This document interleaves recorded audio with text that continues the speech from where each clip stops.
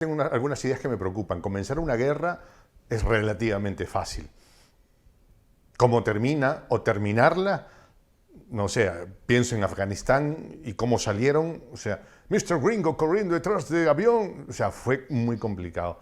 Pero tengo otro. Bueno, cada vez que hablo contigo, mi querido amigo, en realidad se me vienen 100.000 preguntas y aprovecharé todo tanto como pueda tu sapiencia. Hace algún tiempo atrás vi una entrevista que dio, un comentario que dio el que fuera primer ministro israelí, a ver si me ayudan como el nombre. Este, Benjamin Netanyahu, no, no, pero no, el antes de él, primer antes de ministro él. este otro, sí, sí, sí, Bennett, ahora Bennett, no Bennett, recuerdo el Bennett, apellido. Bennett, Bennett, Bennett. Bennett, cierto. Ujú. ¿Ya? Entonces Bennett dice que Naftali Bennett. habló con Putin un día y Putin, ¿no? Entonces parece que habían hecho buenas migas, ¿no? Habían aprendido. Y dice que Putin le tomó mucho respeto y habían logrado cierta amistad. Y Bennett le dijo, ¿lo vas a matar? ¿A quién? ¿A Zelensky? No, no, te garantizo que no. Lo que de alguna manera había una especie de acuerdo tácito de, si yo no voy por él, ellos no van a venir por mí.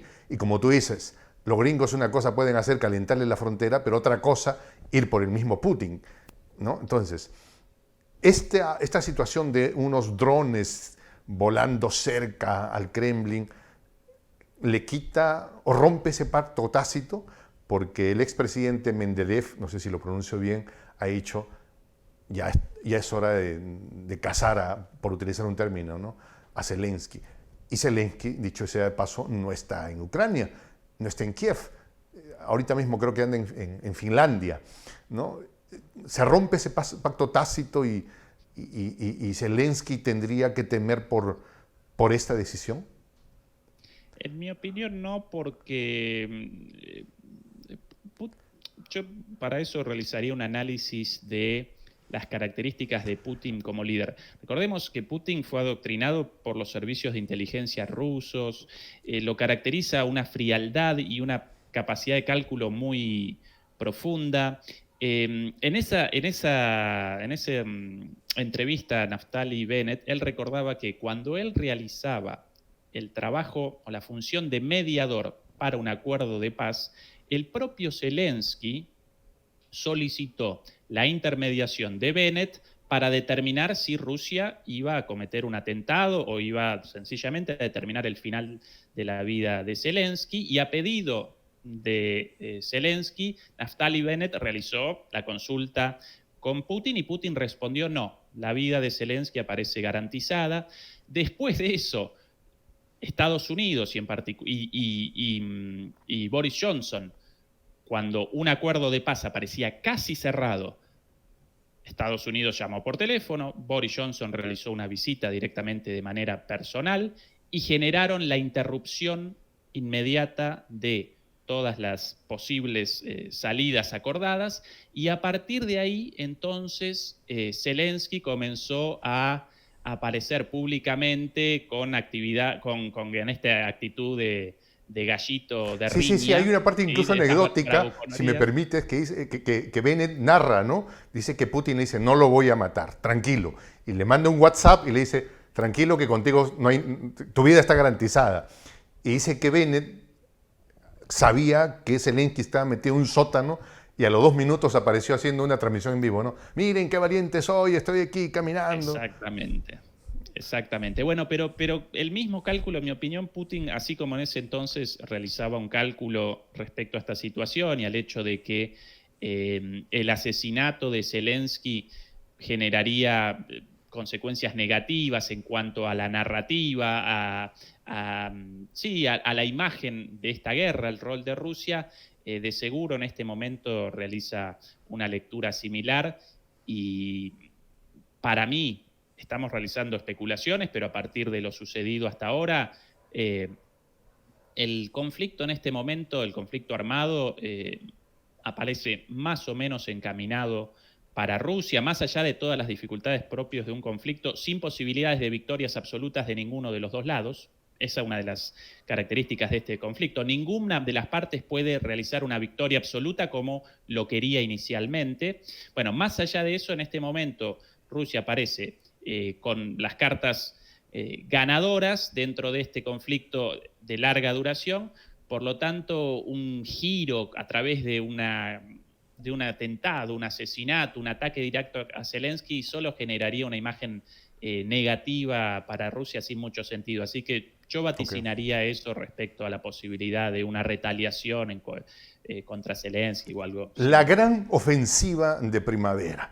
Llegaron carros de combate, llegaron Leopards, han llegado tanques Abrams, bueno, la versión M1 que se terminó de fabricar en 1990. ¿Qué ves tú respecto a esta tan publicitada contraofensiva de primavera? Sí, un amigo mío, Fernando Moragón, la llama la ofensiva primavera-verano, porque realmente representa la contraofensiva más anunciada en la historia de la guerra.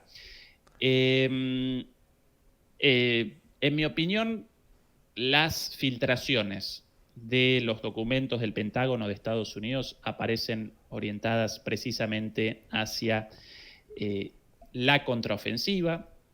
Para Ucrania, la contraofensiva representa una cuestión vital en lo relativo a el apoyo occidental. Por eso quiere motorizar esta contraofensiva a pesar de que no aparece preparada como querría para esto. Los Estados Unidos están estableciendo impedimentos en cuanto a una contraofensiva sin mucho sentido militar, y por eso las filtraciones, al menos yo realizo esa interpretación, en las filtraciones no aparecen curiosamente detalles respecto a problemas de Estados Unidos, sino solamente respecto a las dificultades de las Fuerzas Armadas ucranianas. Para mí representan un intento de disciplinamiento de las Fuerzas Armadas ucranianas, cada vez más autónomas, con esta ofensiva cada vez más apurada, a pesar de que muy probablemente va a representar un fracaso. Entonces Estados Unidos no quiere aparecer implicado en eso y por eso generó estas filtraciones para de alguna manera retrasar la contraofensiva o incluso desactivarla en la forma planeada por los propios ucranianos. Bueno,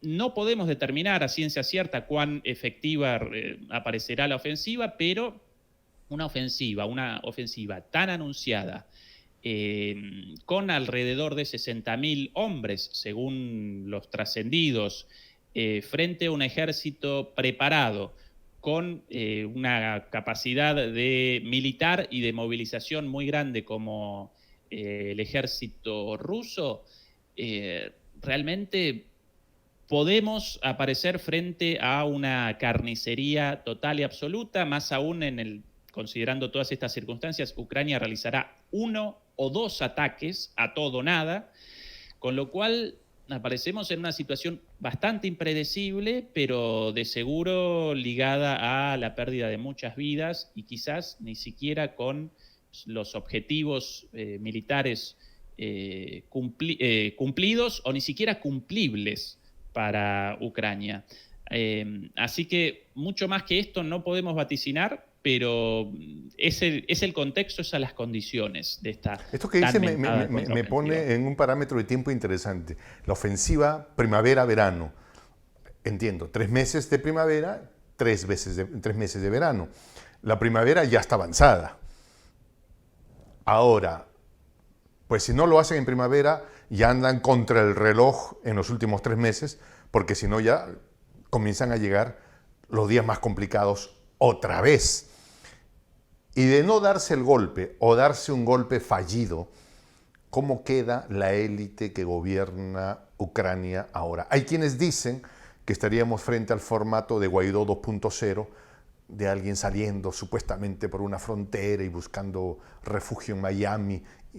¿Qué hay ahí? ¿Qué ves tú? Y bueno, esto de alguna manera podría representar un manotazo de ahogado de la administración política de Ucrania, en el sentido de que frente a los constantes retrocesos registrados desde la contraofensiva de septiembre del año pasado, desde entonces no realizaron avances.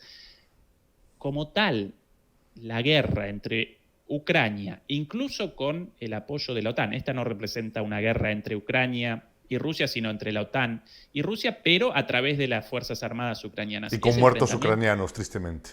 naturalmente. Ese carece por completo de sentido, representa un sinsentido total, porque nunca las Fuerzas Armadas de Ucrania podrán responder a el poderío de las Fuerzas Armadas rusas, las Fuerzas Armadas, una de las Fuerzas Armadas más potentes del mundo, quizás la segunda más fuerte del mundo después de los Estados Unidos.